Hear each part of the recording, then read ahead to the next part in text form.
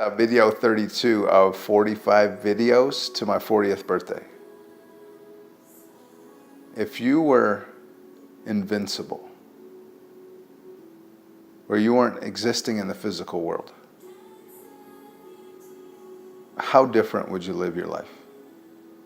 If you were just a spirit traveling around the world, or an angel, or if you could imagine that you're an omnipotent power, how different would you live your life? Would you want the same things that you want now? And would you care about your past? Or the limitations that you think you have? Think maybe because your health isn't in a favorable way, so you won't do something. Or maybe you had some past relationships that are still controlling you. Or maybe it was just one event that you had in elementary school or high school or college, or maybe it was a couple minutes ago. But you're still controlled by that emotional event. If it still triggers you, you're still in that past. Many times I hear people say, well, if this person didn't do this to me, I wouldn't be this way.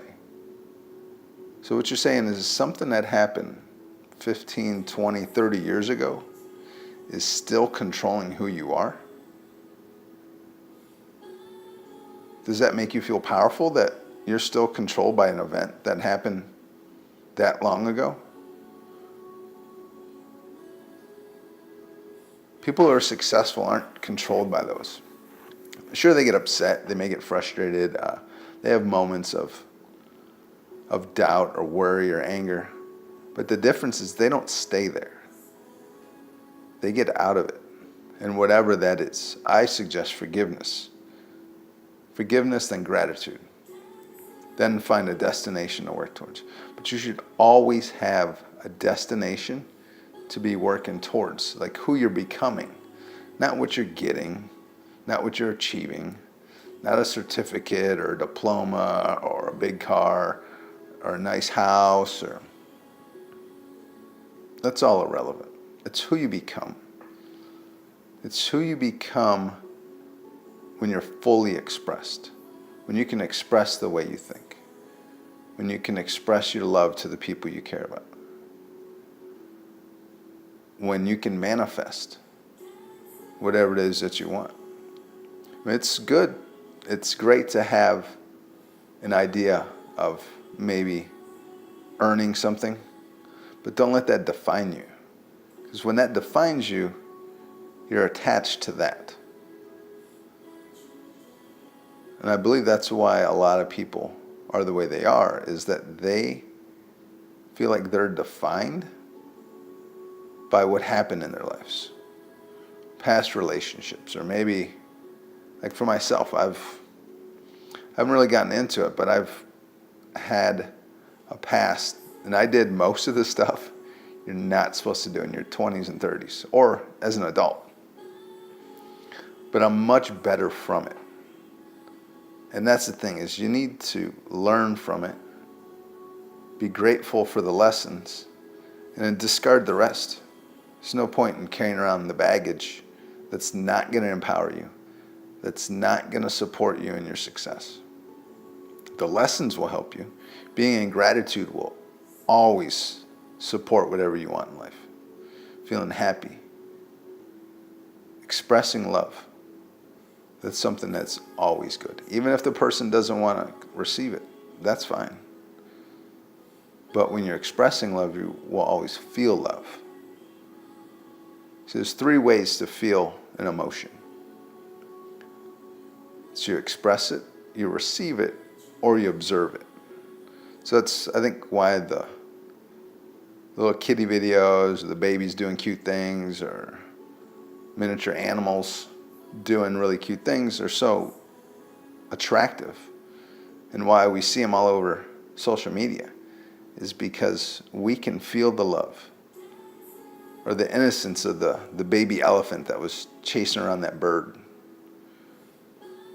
or the little puppy that wakes up, or the baby that does something really cute.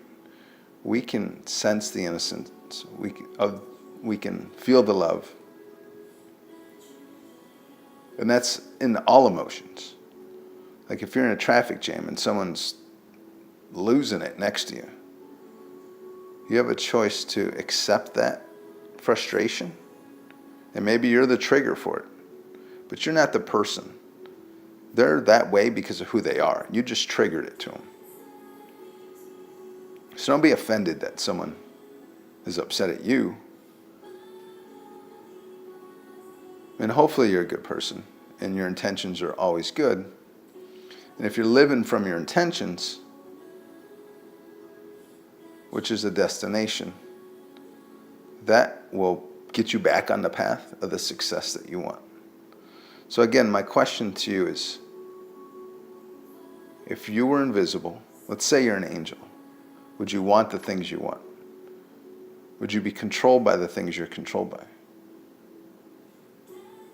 And would you feel happy and loving and caring and unlimited and all-powerful? The truth is, that's who you really are.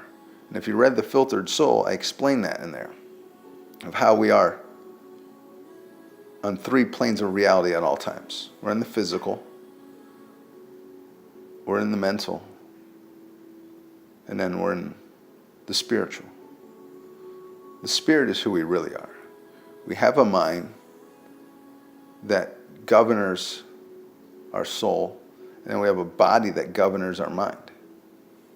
So when you remove the control of the mind and are open to possibilities, your body will follow. It may not always cooperate, but eventually it will follow, like an untrained dog. At first it resists, but once you teach them who the master is, they learn to participate. Or breaking a horse, a wild horse. When you learn to control the horse and stay consistent and consistent and consistent, that's what habits are. It's just a consistent way of living life. So when you change that, when you become the master of your body with your mind, your body has no choice but to follow. It's going to resist. I guarantee it's going to resist. That's where your feelings come from. But when your mind continues and continues and continues to control the body in the direction that you want, eventually your body's just going to give in, and then your mind will become the master. But until then, your body's the master and your mind's the servant. So again, who would you be?